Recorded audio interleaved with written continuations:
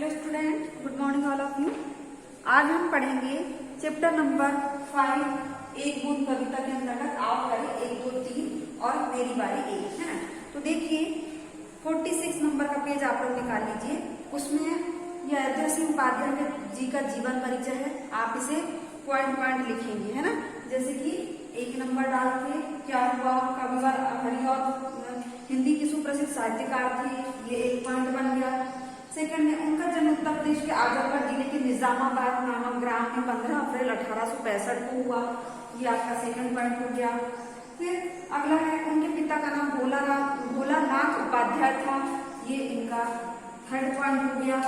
उसके बाद अगला देखिए उन्होंने सिख धर्म अपनाकर अपना नाम भोला सिंह रख लिया है ना, ये 4th हो गया। उसके बाद देखिए इनकी प्रारंभिक शिक्षा गांव की पाठशाला में हुई, ये 5th हो गया। उसके बाद देखिए स्वास्थ्य कारणों से उन्होंने संस्कृत, उर्दू, फारसी और अंग्रेजी का अध्ययन घर पर ही रहकर किया, ये हो गया 6 पॉइंट है ना। उसके बाद देखिए इन्होंने निजामाबाद स्कूल में अध्यापन के अलावा काशी हिंदू विश्वविद्यालय के हिंदी विभाग में कई वर्षों तक अध्यापन कार्य किया, ये 7वां पॉइंट हो गया। उसके बाद अवकाश प्राप्त करने के बाद ये गांव वापस आकर वहीं साहित्य सेवा करते रहे, ये वाला पॉइंट नहीं लिखेंगे।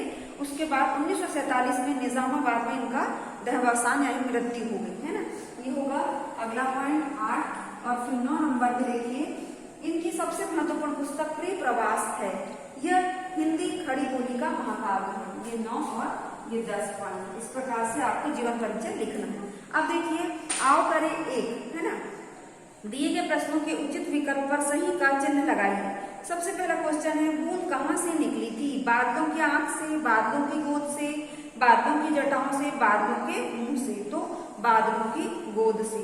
सेकंड क्वेश्चन बूंद कहाँ नहीं गिर सकती, फूल में, आग में, धूल में, सूल में है ना, कांटों में मतलब। थर्ड क्वेश्चन है बूंद की दिशा किसके कारण बदल गई, बादल के कारण, पानी के कारण, हवा के कारण, बिजली के कारण, तो हवा के कारण है ना। उसके बाद देखिए अंततः बूंद कहाँ गिरी, सीप में, फूल में, धूल में, आग में, तो सीप में। फिर लास्ट क्वेश्चन इसका अंत में बूंद क्या बन गई, सीप, पानी, मोती, बादल, तो मोती बन गई। अब देखिए अगला क्वेश्चन आओ करें 2, कविता की पंक्तियां पढ़िए और रेखांकित शब्दों के अर्थ का अनुमान लगाकर लिखिए है ना। तो ये देखिए हम बता देते हैं आपको सेकंड क्वेश्चन का आंसर। सबसे पहले है क्यों घर छोड़कर मैं यूं गढ़ी, गढ़ी मतलब निकली ना, गढ़ी मतलब निकली, ये फर्स्ट हो गया। सेकंड का आंसर है देव मेरे भाग्य में क्या बदा, बदा मतलब लिखा, सेकंड वाला लिखा या नियत, ठीक है, क्या नियत हुआ।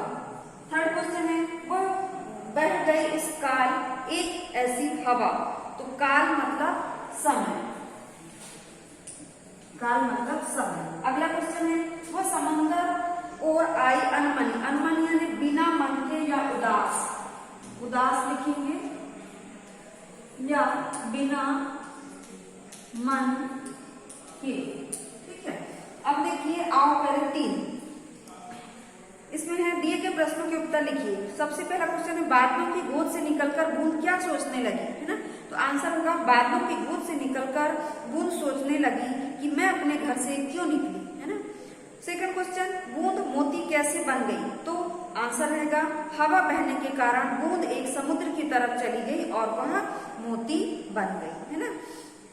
थर्ड क्वेश्चन बूंद कविता से हमें क्या प्रेरणा मिलती है, तो आंसर होगा बूंद कविता से हमें यह प्रेरणा मिलती है कि हमें घर छोड़ने से पहले झिझकना या डरना नहीं चाहिए है ना। अगला क्वेश्चन है बूंद लव कुछ और ही देता है कर, पंक्ति का भाव स्पष्ट कीजिए, तो ये देखिए है ना, यहाँ पर देखिए लास्ट वाला किंतु घर छोड़ना अक्सर उन्हें बूंद लव कुछ और ही कर देता है, ये लास्ट पंक्ति इसका अर्थ है कि अगर हम बिना झिझके बिना डरे अपना घर छोड़ देते हैं तो हम जिस लक्ष्य के लिए आगे बढ़ते हैं उस लक्ष्य को हम पूरा या प्राप्त कर लेते हैं, पूरा कर लेते हैं या प्राप्त कर लेते हैं। अब अगला आंसर है घर छोड़ते समय लोग कैसा अनुभव करते हैं, तो आंसर लिखेंगे घर छोड़ते समय अक्सर लोग यही सोचते हैं कि पता नहीं हमारा क्या होगा है ना। तो ये आज आपका ये चैप्टर भी समाप्त हो चुका है।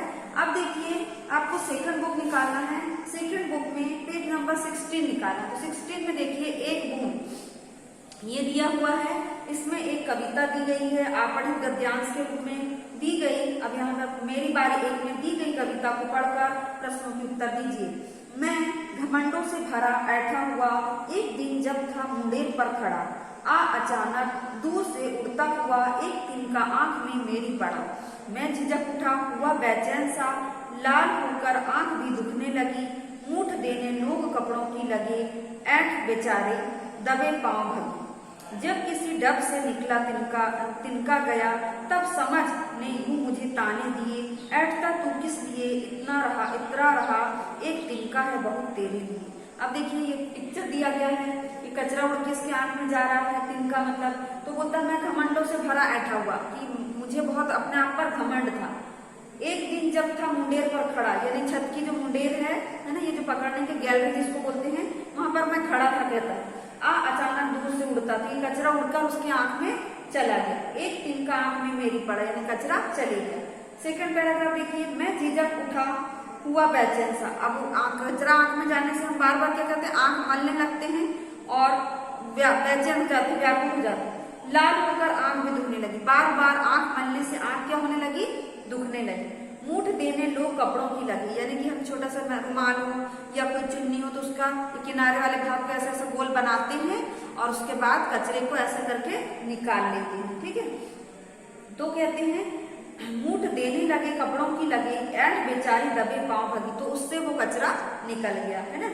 अब आगे देखिए, जब किसी डब से निकला तिनका गया, यानी कहते हैं कि वो जो पेड़ है उससे कचरा निकल कर गया, तब समझ ने यूं मुझे ताने दिए, यानी समझदारी ने मुझे ताने दिया, या मतलब मुझे मेरे दिमाग में समझ आया कि मुझे कभी भी घमंड नहीं करना चाहिए या अहंकार नहीं करना चाहिए। ऐठता तू किस लिए इतना रहा, तो समझ ने मुझे ताने दिए कि तू क्यों किस लिए ऐठ रहा था, या इतना घमंड क्यों कर रहा था। अगर कोई भी व्यक्ति घमंड करता है तो जिस तरह इस व्यक्ति की आंख में कचरा घुसा था, वैसे ही हमारा घमंड भी किसी न किसी कारण से चूर हो ही जाता है।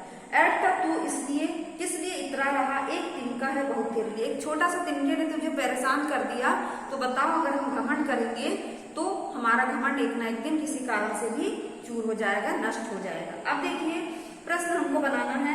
सबसे पहला प्रश्न है, कवि घमंडों से भरा कहाँ खड़ा था, पेड़ पर, सड़क पर, मुंडेर पर, मेड़ पर। तो ये कहाँ खड़ा है, मुंडेर पर, तो लिखेंगे अपन मुंडेर पर। सेकंड क्वेश्चन, कवि की आंख में क्या पड़ गया, मिट्टी, तिनका, रेत, कीड़ा, तो तिनका, है ना। अगला क्वेश्चन है, कवि की आंख कैसे हो गई, लाल, सफेद, पीली, नीली, कैसे हो गई, वन बनने से बार बार लाल हो गई, है ना। डब का क्या अर्थ होता है, डब मतलब होता है तरीका, कपड़ा, पानी, तिनका, तो क्या होगा, तरीका। फिर अगला क्वेश्चन है, घमंड का पर्यायवाची शब्द क्या होगा, नम्रता, दया, अभिमान, स्वाभिमान। अभिमान जो है घमंड का पर्यायवाची होगा। तो ये आज चैप्टर आपका यहाँ पर समाप्त हुआ। ये दोनों, ये आओ करे 1, 2, 3 और मेरी बारी 1 आपको वर्क में करना है। तो आज की कक्षा में समाप्त करें। धन्यवाद बच्चों।